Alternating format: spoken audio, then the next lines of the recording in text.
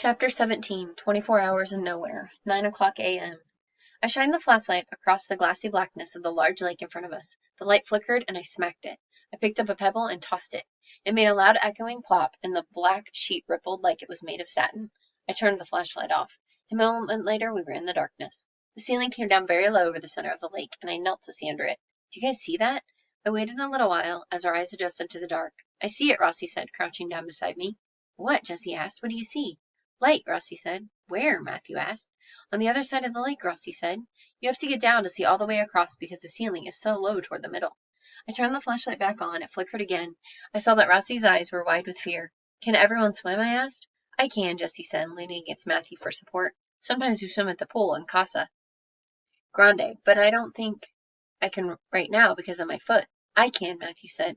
A little, anyway. Jacob used to have a pool at his trailer before it broke and flooded his yard a few years ago. The pool, I mean, not the trailer. I think his dad built it out of tarps and pipes or something crazy like that. You learn how to swim pretty quickly with bows that'll dunk you when you're not paying attention. It's been a couple of years, though. I think I can remember. I mean, I hope I can. We play Marco Polo a lot. You say Marco, and the others are supposed to say Polo. You have your eyes closed, so it's like being in the dark. So I think I can. Prattle, gab, and babble. We were all nervous. I only knew how to swim, barely, from before my dad ditched me. He once did a big window job at a hotel in Reno. We snuck in a few times to use the pool since he had access, even though he wasn't supposed to do that. We ended up getting kicked out by security on our fourth trip, but I had learned to doggy paddle by then. It had been a long time, though. I guess you probably don't forget how, I said to Matthew. You think? Matthew nodded. Maybe it's not even very deep. Maybe we can walk across. Rossi, I said. I'll do it. Have you ever been swimming? I asked her, as she hadn't actually answered the question. She didn't look at me. I'll make it across.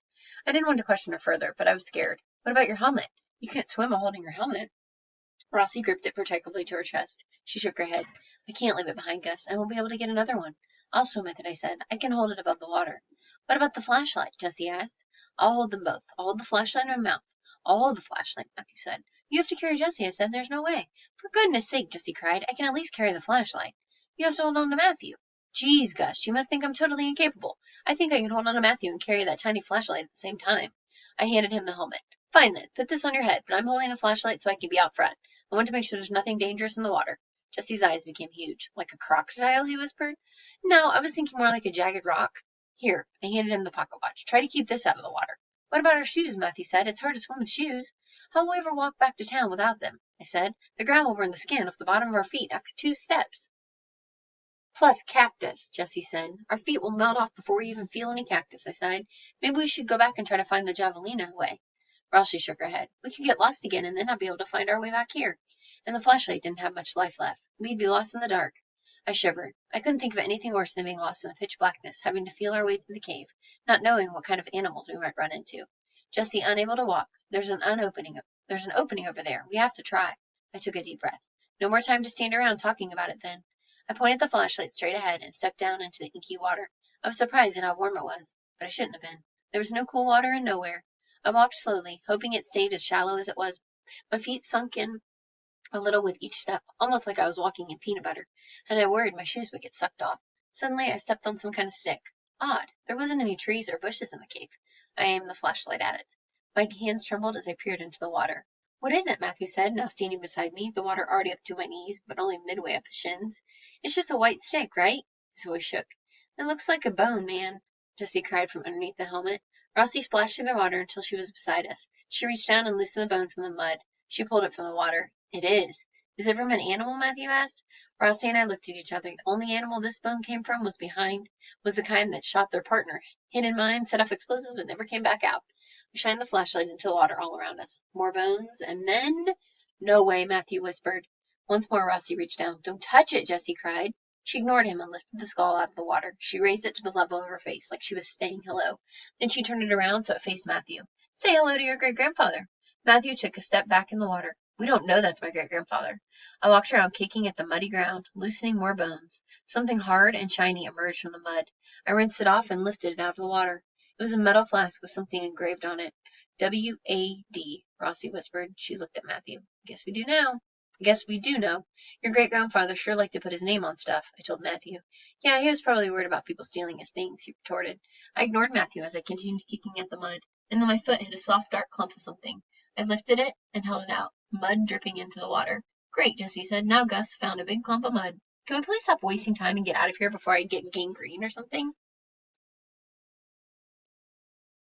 Hold on, I whispered. It wasn't just a clump of mud. I rinsed it off as well as I could in the water and then held it back up. It's a leather pouch. I felt around it until I found 2 strings. Open it, Gus, Rossi said. I loosened the tie and pulled it open. The 3 of them huddled around me in the water as I shined the dimming flashlight inside. It's filled with mud, Matthew said. Shaking my head, I reached in and felt around. I pulled out a small pebble. I rinsed it off in the water, then held it back up. It flashed yellow in the light of the flashlight. It's gold! The 3 of them gasped. How much is in there? Matthew asked. I can't tell since it's all filled with mud, I said. We made our way back to the dry ground where we'd entered the lake, and I dumped the bag out. We sifted through the mud, rinsing the pieces of gold off in the water and laying them out. I looked at Rossi. I can't believe it. Rossi pursed her lips. I guess that settles the question once for all. Who stole the gold? But why did your great-grandfather have that pocket watch, Gus?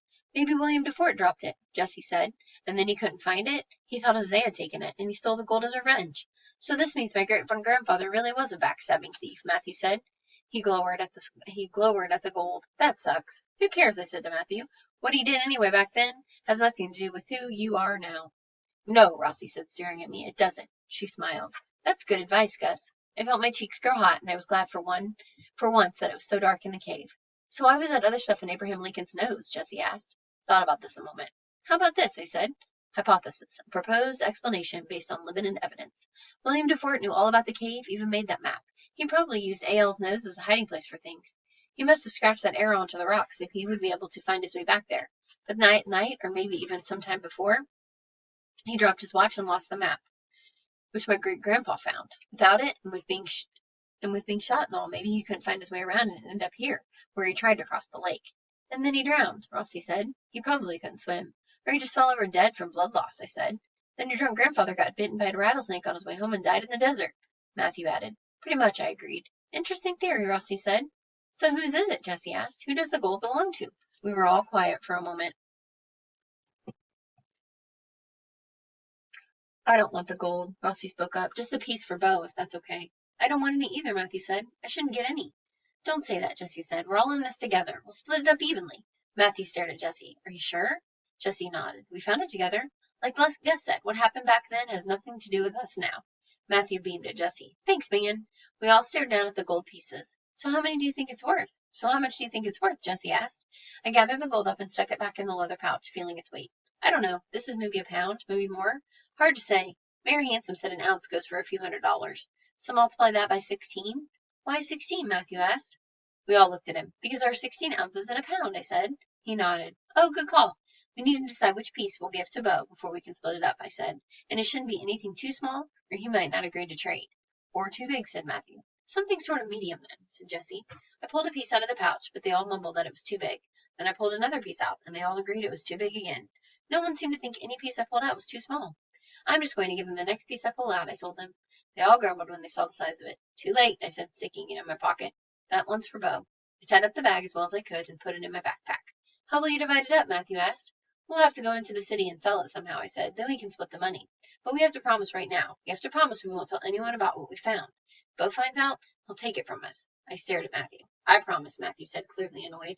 I was signaling him out. Then in a less annoyed tone, Gus, really? I promise. I promise, said Jessie. Me too, said Rossi. I do too, I said. And we can't tell anyone about the cave either. Why? Matthew asked. I looked at Rossi. To protect it. If people find out about it, what do you think they'll do? Trash it, said Rossi. Right, I said. Dump their trash, graffiti the walls, steal whatever they can bust out of here. This place is special.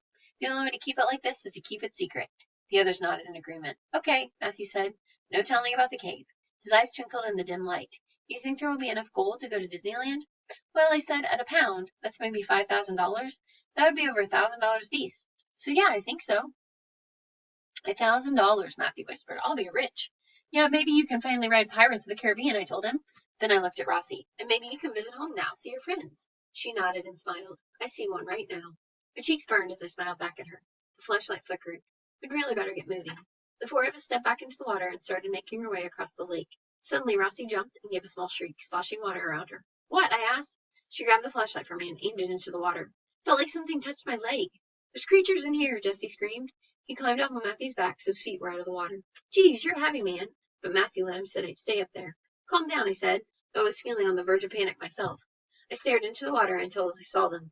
What are they? Jessie's voice quaked. Crawdads? Asked Rossi. She nodded. I think so. They're some strange mutant albino shrimp of some kind. They're mutants, Jessie cried. Will they pinch us? I shrugged. I don't know, but we need to get moving. His flashlight is almost dead. I turned and trudged through the water, ancient cave water filled with mutant albino shrimp and the bones of a nearly 100-year-old dead French guy. The situation could have been creepier though. There could have been like clowns in the water. I walked slowly, feeling each step carefully, shining the flashlight all around. Every now and then I would step on something I didn't even want to know about. When the water reached my neck and the ceiling was low enough that I could touch it, I nervously started calling out Marco. The three of them behind me would respond Polo. I always made sure I heard three voices. When we were about 30 feet from the other side, I could barely touch the bottom on tiptoe and still keep my face above water. It's too deep, I called to them, straining to keep my mouth out of the water. I turned around. They were all pretty close behind me, Rossi trailing the two guys. We'll have to swim, but only for a little while, I think. Let's do it, Matthew said, Jesse clinging to his back. I turned around, lifted my feet, held the flashlight in the air, and kicked with all my might. It's tough to swim with shoes on. Even tougher when you can't use both hands. Even tougher when there's a ceiling right over your head, making you feel tropic. Marco, I called out breathlessly. Polo, I heard the three call.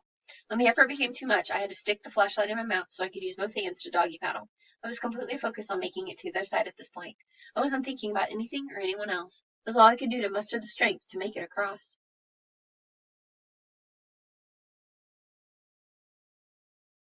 I finally reached the dry ledge and threw the flashlight on it. I pulled myself up, using every last bit of strength in me, and rolled onto the dry floor of the cave. I took a couple of deep breaths, then jumped up and grabbed the flashlight, which was barely functioning at this point. I looked for the others. Matthew was almost to the ledge, still carrying Jessie, his face contorted into a grimace from the effort. I crouched down so I could see under the ceiling, but there was no one behind them. Rossi, I screamed. My voice echoed through the cave, saying her name 100 times. Matthew held Jessie to the ledge, and the two of them turned their heads sharply, searching for her. Rossi, I screamed again. No answer. In this type of situation, a person often dives into the water dramatically to save someone. However, I wasn't much for theatrics. I also wasn't much for killing myself by smashing my head into some hidden boulder or stalagmite under the water. That wouldn't help Rossi at all. So I did the sensible and unimpressive thing and jumped into the water feet first. I swam back the way we'd come, ducking under the dark water and feeling everywhere. I had been completely spent just seconds ago, feeling like I couldn't possibly swim another inch. Now I felt like I could cross an ocean if I needed to. Matthew was up on the ledge, shining the flashlight into the water for me. Still, I could barely see. There was only one thought in my head. Find her. I dove over and over again, spinning my hands around, feeling with the water. Then I grasped. Hair. Tingled on my fingers. I gripped it as hard as I could and yanked. When I felt her arms, I pulled her up with all my might. I felt strength I didn't know I had as I lifted her face out of the water and swam back to the ledge. Jessie was still clinging to the side, whimpering. Rossi, please be okay. Please be okay. Matthew reached out both hands and dragged her onto the ledge. Then I pulled myself up and fell to my knees over her. She wasn't breathing.